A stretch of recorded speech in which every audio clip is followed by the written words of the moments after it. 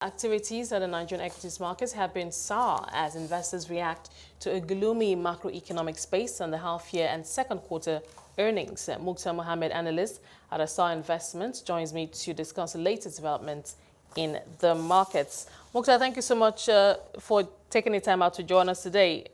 Bring us up to speed on investor sentiment. We've seen a couple of numbers, earnings come into the market. OSHA index, not bad, year-to-date return at over 20%. Well, talk to us about the latest developments.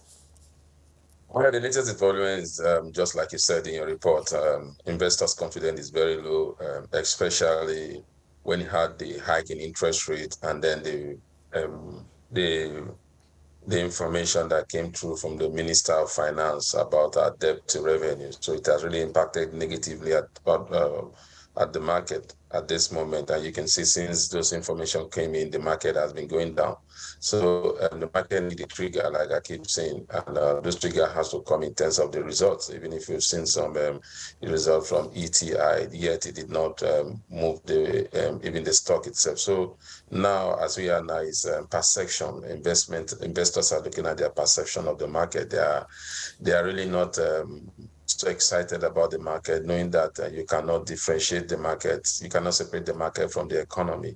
And so both are all together. So the economy is really suffering from a very serious issues now, and the market will definitely coping into that also. What is your outlook for the earnings ahead that we're still expecting?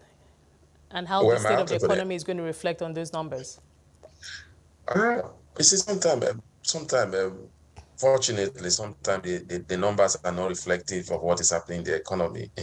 That's why if you look at the ETI result also, it's not reflective of what is happening in the economy. The banks bring in good numbers. We expect the tier 1 banks to bring in good numbers, and even the tier 2 bank, we expect them to bring in some relatively positive numbers, because I think what we've seen is that we've seen enterprises, especially those that are listed in the Nigerian Stock Exchange, been able to weather the storm despite all the issues, in terms of seeing opportunity in the midst of crisis, which is actually one area every economist or businessman strive. In the midst of challenges, there are a lot of opportunities. If you look at the loan that have been given to the private sector, even in this time by the financial institution, you see that is the highest they've ever given thus far, especially. And then looking at what is happening again, you still are a little bit saying you can't differentiate them. Right. So at a time like this, what stocks would investors be taking shelter in? I suppose perhaps that's a question that's easy to answer. I mean, you've said the banks, numbers are looking good, so I suppose that would be one good place to start. I think we're looking at value investment this period. Investors are looking at value investment, so that's what everybody should be doing, looking at stocks that are fundamentally good, but now they are suffering from one issues or the others. If you look at the conglomerate sector, you look at Boa Cement, the result was not bad that came out. You also look at Dangote Cement, it's also the results are not looking bad. And then when you look at comparable analysis, you look at Guinness Nigeria selling at 96 naira, and then you look at 90 naira, and then you look at Nigerian Brewery closing at almost 47 naira, almost 47 naira today.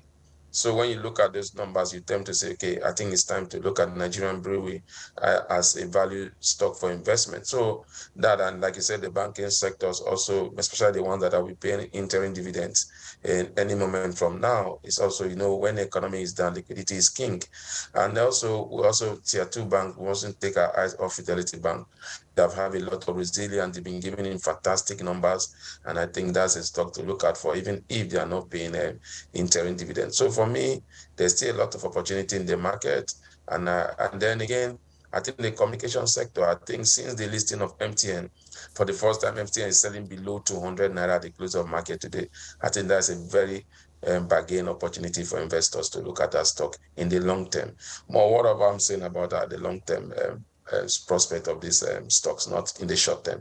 All right, now for the consumer goods players, at a time like this, obviously they need to decide whether or not they have to keep the value of the product, but then there is a price issue. Do they pass on the price as a result of higher energy costs, higher input costs, and all those other items that where they're seeing higher costs. At a time like this, how do they pass on the price? How do they stay innovative and stay afloat and keep the customer happy?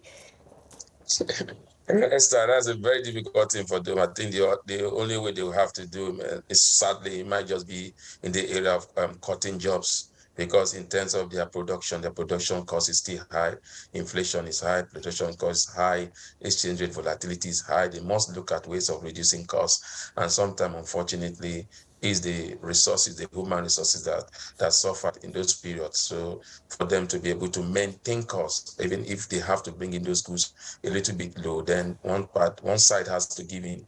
And I think, unfortunately, sometimes it's the human side that normally give in to that. So for me, I think they will be looking at innovative ways. Sometimes they've created those innovative ways. If you look at some of these companies, they are reduced costs by working from home. Right. Some of them are doing a lot of technology, also helping to bring down costs. But again, in the production plan itself, I think that's where the challenge is. And I think the only way they can innovate in this time, I think, will be, maybe job loss. Wow.